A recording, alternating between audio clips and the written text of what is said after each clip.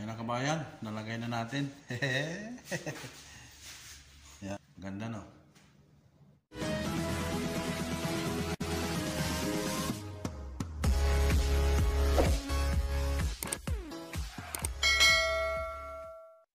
Magandang araw kabayan, magandang araw sa inyo lahat. Kumusta kayo? Ngayong araw kabayan, gawin na natin yung kitchen sink na sinasabi ko, yung sink. Tapos lagyan na rin natin ng cabinet para isahan na lang. Tara kabayan, samahan niyo ako. Ito na yung ano kabayan, cube. Cube yung tawag dito niyan, dun sa atin, tubular. Yan. 2 piraso, isang plywood. Gagawa tayo ng sink kabayan. Kitchen sink. Maliit lang, hindi naman ganong mahaba, maliit lang. Okay na ba yan? Nalagyan na natin ng spring yung ano natin. Grinder, yan na siya. Okay ba? Sige, simulan natin bayan.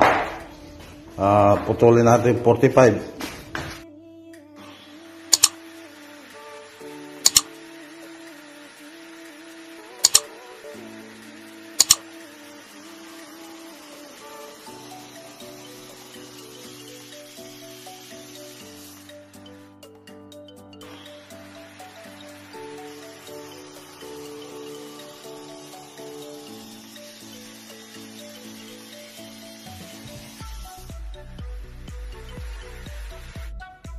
Ayos ba yan?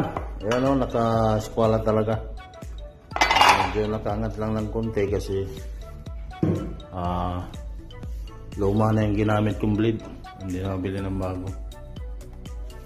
Sige, weldingin natin.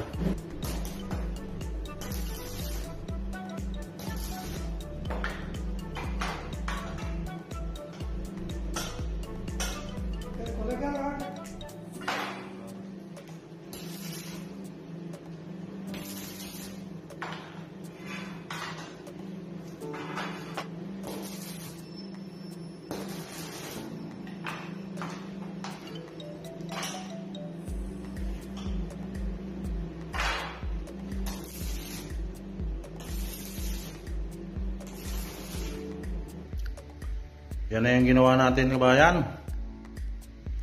Okay na, okay. Makapal yung ano na yan kabayan. Ginawa kong ano, yung tubular na yan. Ito, 3mm to kabayan. Yung ano na to, yung tubular.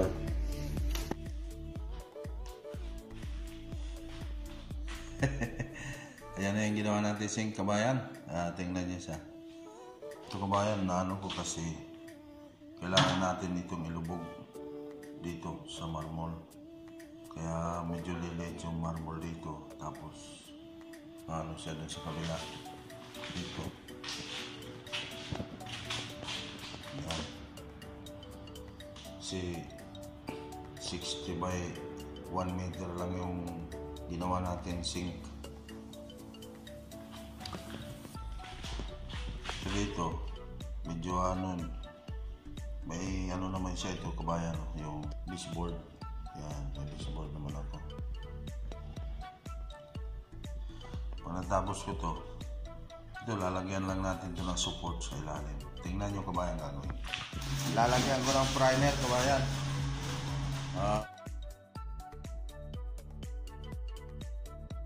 Ayos na yung ginagawa natin ano, sink. Yan. Kasi kabayan, i-primer ko lang siya. Okay na kabayan yung ano natin, kitchen sink. Ayan na siya. Ito, bubutasan ko na lang ito. May guhit na siya para ilapag na lang yung sink. Lagyan ko siya dyan ng flat bar kabayan. Ayan o, yung may butas na yun. Yan, lalagyan natin ng bolt. Ang core bolt ilalagay ko kabayan dyan. Ayan. Para hindi siya umalog-alog, ibubolt natin siya sa pader. Yan, yan bayan. Okay ba bayan? Kasi kung gagawa pa ako doon ng hollow block sa dito, matagal. Ito madali, mabilis. Ito sasarado natin. Ito gagawa natin ng pinto. Sige kabayan, lagyan natin ng pinto, tapos takpan natin doon. Mga kabayan, sukatan natin yung pinto, lagyan natin. Inset yung gagawin nating pinto kabayan. 84.5 by 66.5. Tapos ito yung lagyan din ng dingding, 48 yung sukat niya. Mga kabayan, butasin. Katingin natin. Yakak na Jerry, natutukan na. Sila. Los garo na, los garo. Okay, what?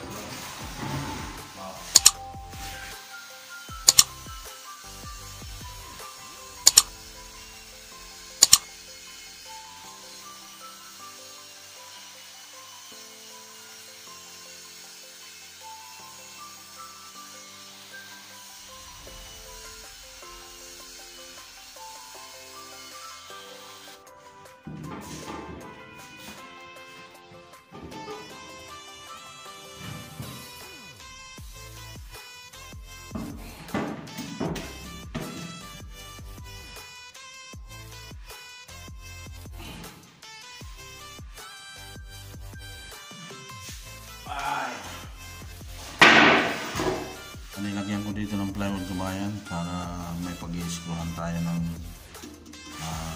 takip. Ito yung ginamit dito. So, 3mm tapos 2 inch na screw. Tingnan nyo, butasan mo.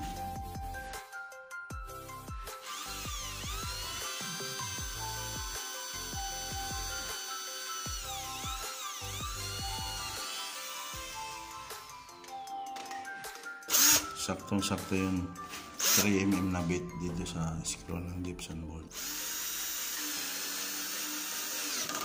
Yun, no? Masok. Sige kabayan, gawin ko lang. Ayan kabayan, na-screwhan na natin siya. Pati dito sa baba. 3 screw. Ayan. Dito rin. Takpan natin ito kabayan. Puti rin siya, tulad ng plywood. Ayan.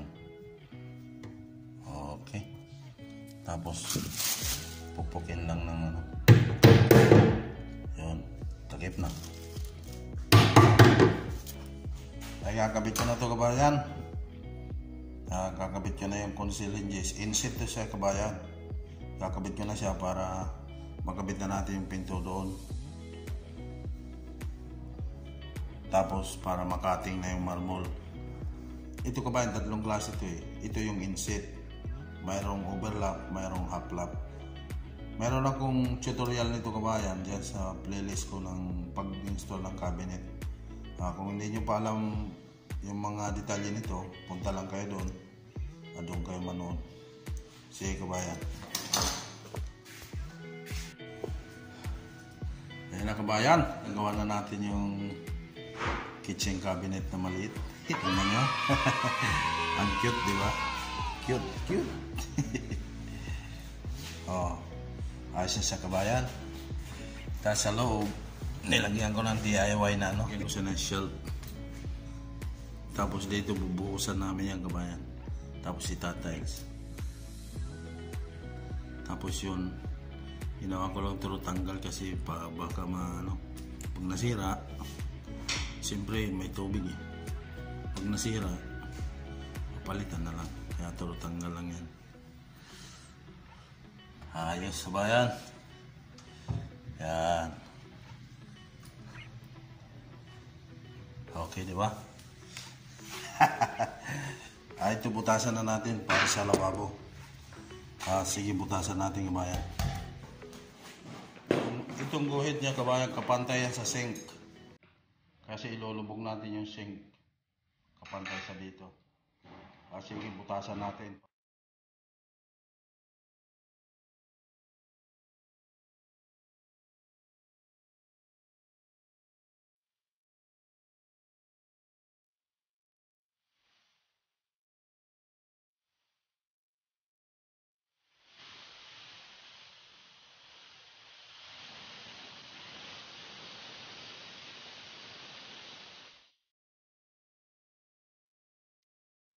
kabayan, nalagay na natin.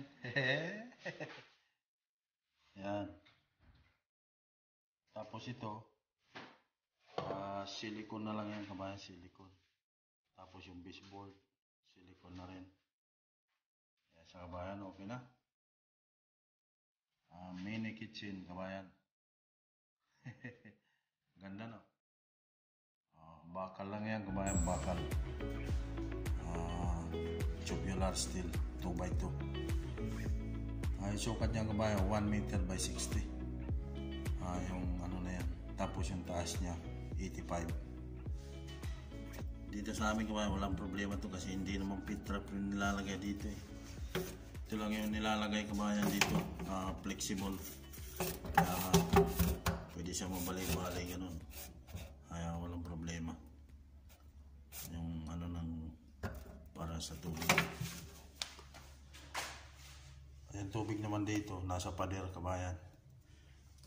Tara, kabit na natin yan doon. Yan, ayos na ba yan yung ginawa natin? Mini kitchen. Okay na siya. Yan. Yahoo!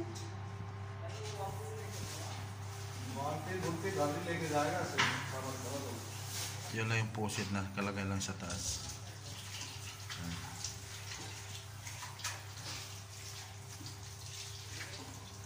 Ba okay kabayan? Okay na siya.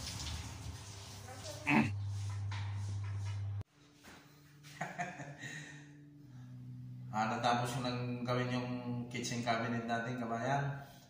Yung kitchen sink. Ganun lang yung ginawa ko kabayan kasi maliit lang yung space doon. Pero kung gagawa kayo ng haba, hindi ganun din yung magiging forma nun.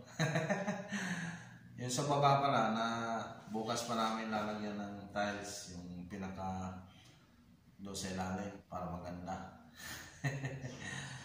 Kabayan, maraming salamat sa inyo. Ingat tayo lagi. God bless sa inyo lahat. Salamat sa inyong suporta.